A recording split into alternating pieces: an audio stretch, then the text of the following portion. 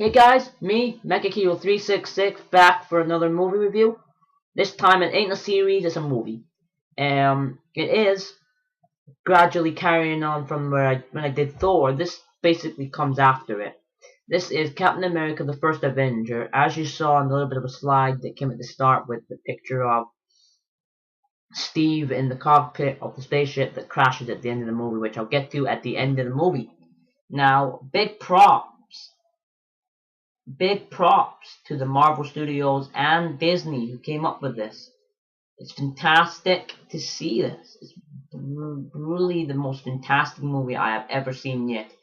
I did a review of the Transformers Dark of the Moon just before. It's the last one going up before this one goes up. It went up before this one, and that doesn't even compare to this. The Dark of the Moon, yeah, was a brilliant movie, and probably one of my favorite robot movies. This was my favorite superhero to comic book movies ever made. It beats Smallville. And anyway, it all starts with a man named Steven Rogers trying to... Basically, it starts off with a military base. And... No, it starts off at the beginning in like an icy, snowy bit. And at the beginning of the movie, you've got these diggers, people digging in like sort of like stuff, the costumes they used in Star Wars Episode 5. The ice costumes, like Eskimo suits, that's it. Digging up something, and they found Captain America's costume and shield, Captain America frozen in the ice. So they took Captain America, obviously, out of the ice to try to get him out. And it flashes back to the 1940s. People in the real war. But then you've got Chris Evans, a lonely little kid trying to join the army. It doesn't really work out. He's next to his big pal Bucky, and it doesn't really work out, and he has no luck whatsoever getting into the army. And it practically is that the army doesn't want him to join because he's so scrawny and he has asthma and all that. Then he ends up wallowing in self-pity. And Bucky takes him out on a date because there's two birds, there's Bucky, Steve Rogers, and two other birds. Steve doesn't care and goes into this lab to try and donate blood or check out his problem and see if he's worth going in the army.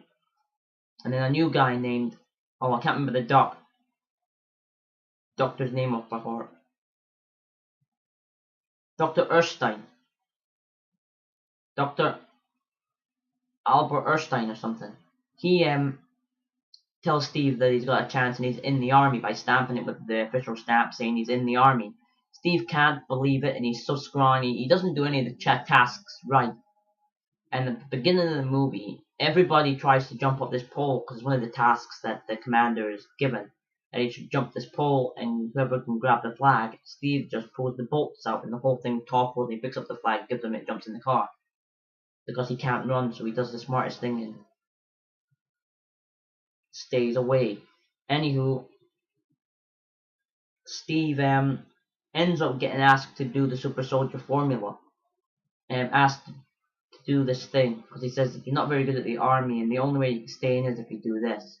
And he applies and says, yeah, I'll do anything to save my country. Queen and country, I'll do anything for the king and country and whatever. Right? For the war. To beat those Nazi bastards, basically. And Steve basically falls for the trick.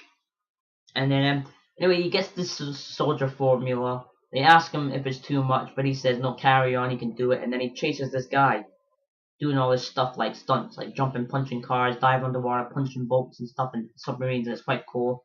Kidnaps the guy, and then gets asked to be the poster boy for the war and be on TV, the news, the radio. And he dresses up in his original Captain America costume that he first wears in the comics, except it's not as cool looking, like with the fish scales on the front. It's just plain, and it looks kind of dorky on it. It makes him look like a dork wearing it because it doesn't really fit right. And then Steve basically starts reading off his board, reading off his shield and stuff like that, and he goes, "We'll stop Hitler," and he's on TV, all in these movies and stuff. And then he hears that everybody's been kidnapped. Everybody who went out in the war has been kidnapped, so he asks if Sergeant Bucky Barnes has been in the war. Bucky has, and he's likely been kidnapped. So Steve panics and then goes on to save his best friend, which is an act of bravery, really. He puts on like a suit and wears it's like his ultimate World War II costume from the Ultimate costume, where he kind of has like the suit on, the original costume that he first wore in like the when he was reading off the board and punching Hitler and all the TV shows and that. He puts that on, but he wears like this bike jacket on and this hat on, like this brown jacket, hat on, helmet on, and he jumps out of a plane that is flown by Howard Stark. Well, by the way, Howard Stark is in this because he's Iron Man's dad, and he's in this. And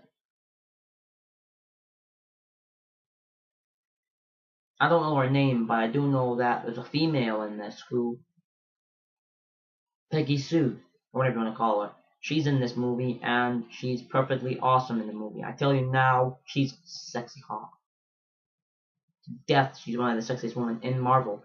Anywho, getting back to the story that Steve goes and saves him, comes up again, Red Skull. I don't know his real name, but he comes up against him and fights him, and they all come out alive. And then they go on another mission to go straight into the heart of the thingy, and they have like a big clip show of them beating up loads of different wars. And then one that's in significance where they're on a train and they're fighting, and then Bucky kind of grabs his gun out of his pocket and aims it, and it has like the shield, but doesn't have the mask or anything. And he charges at this monster, gets blown straight out the window and falls to his death. Well, he hangs on, and Cap's like, "Stay there, I'll grab your hand," and he falls to his death. Then Steve goes on a big mission to beat the fuck out of the Red Skull, and he does. He beats him up badly, and then the Red Skull and the Crystal and the Angelic Crystal, which is basically the Cosmic Cube, erects and magically goes on magic and blows him up into space. And the whole scene where it like lights up, goes up, and then comes back down like a portal like that over him. It's a little bit like when if you watch the Thor movie, or seen my review, there's this bit that brings him to Earth. That's the same type of thing that does this, and it takes him away somewhere. I don't know where. I don't know if he's going to return back in the Avengers or not, or what's happened. But Steve then tries to fly the plane while Peggy Carter, or whatever you want to call her, the female that he fancies in this movie, tries to steer him in the right direction, but he says it's going to crash straight into New York, and doing so will kill New York. So he crashes it into the river and freezes. I think he freezes, but he just hits the water. Then the girl cries, and it says, and then it goes on to the end footage, which is a bit of with Cap inside a bed reading, and he runs outside panicking, and then Nick Fury's out there to greet him and says, "You've been frozen for 50 years, and now we need your help to save the planet." And then shakes his hand and goes, "Cap," and Cap's like, "What?" And it says, "We need you. The war needs Mr. America. Mr. America. The war needs a captain. Captain America."